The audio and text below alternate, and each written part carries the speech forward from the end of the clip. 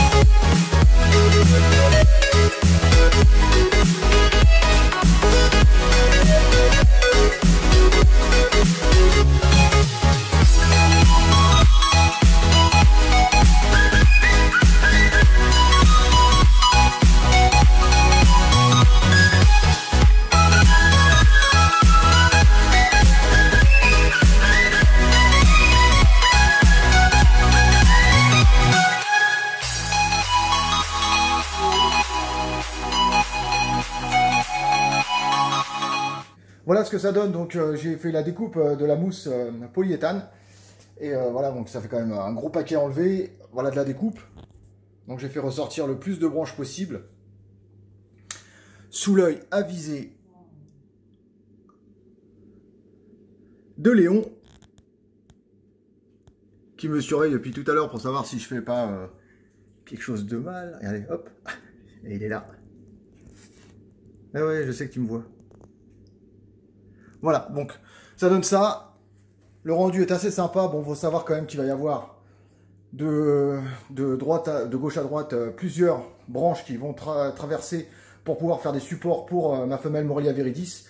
Et j'ai quelques lianes d'avance, donc je vais pouvoir positionner quelques lianes. Donc là, maintenant, ce qu'on va faire, on va peindre le fond. Alors là, pour l'instant, je ne sais pas comment je vais faire. Si je commence déjà directement avec du gris, du marron ou du noir. Voilà, bon, ça c'est la petite touche.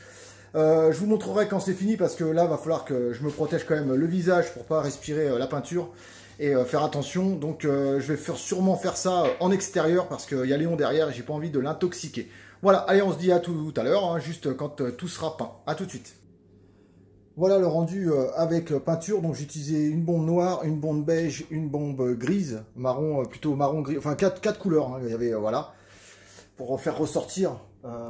Donc je me trompe pas, il y a du noir, du marron, du beige et du gris. Voilà ce que ça donne. Voilà, donc hop, j'ai réussi à placer la branche ici, la branche de hauteur. Donc de cette partie-là, on va dire jusqu'ici, dans le fond, on va avoir le tapis chauffant. Ici, on va avoir une lampe UVB. Voilà, donc de plus près, ça fait vraiment un aspect roche, c'est ce que je voulais. Je fais ressortir un peu les branches. Voilà. Donc maintenant, j'ai intégré une liane ici. Une liane là. Au fond, il va y avoir deux vraies plantes. Donc je ne sais pas ce que je vais mettre encore comme plante, mais il va y avoir deux vraies plantes.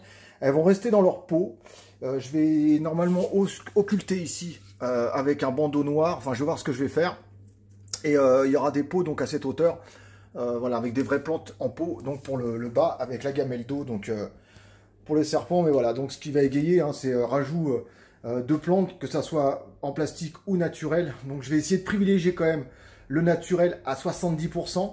Mais voilà, le rendu final, il va manquer, je vais mettre encore 2 ou 3 branches supplémentaires transversales, mais j'ai envie de retrouver la même chose que ça. Je trouve que c'est un très très beau bois, je l'avais trouvé... en promenant avec mon chien, donc ce qui est vraiment un coup de bol de tomber sur une branche comme ça. Donc je vais essayer d'en trouver au moins 3 comme ça encore pour pouvoir les disposer à plusieurs niveaux, que ça fasse vraiment un très très beau rendu. Je vais intégrer cette liane qui est là, qui est superbe, donc comme vous pouvez le constater. Et voilà, et j'ai fait l'assemblage pour le tapis chauffant. Alors comment j'ai fait? Je me suis mis donc avec la grille. La grille d'origine, elle est là. Qu'est-ce que j'ai fait? J'ai coupé des lattes.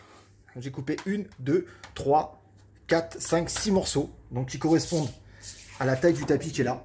Donc, ça ne sera pas celui-ci qui sera dedans, mais c'est l'équivalent. Voilà. Donc, ça, c'est le côté extérieur. Le côté intérieur, il est comme ça. Voilà, comme vous le savez. Donc, recouvert de scotch aluminium qui a un fort pouvoir de résistance au niveau de la chaleur, donc on ne sait jamais. Donc le tapis va être positionné comme ceci. Donc là, il faut voir que ça, c'est le côté arrière avec la ventilation, les aérations. Et là, on a le côté intérieur. Donc là, il va être soit agrafé, soit scotché. Je ne sais pas trop encore. Je pense qu'il va être scotché parce que je vais être obligé de mettre beaucoup d'agrafes. C'est ce que j'ai pas envie de faire ça. Donc il va être placé au niveau du plafond.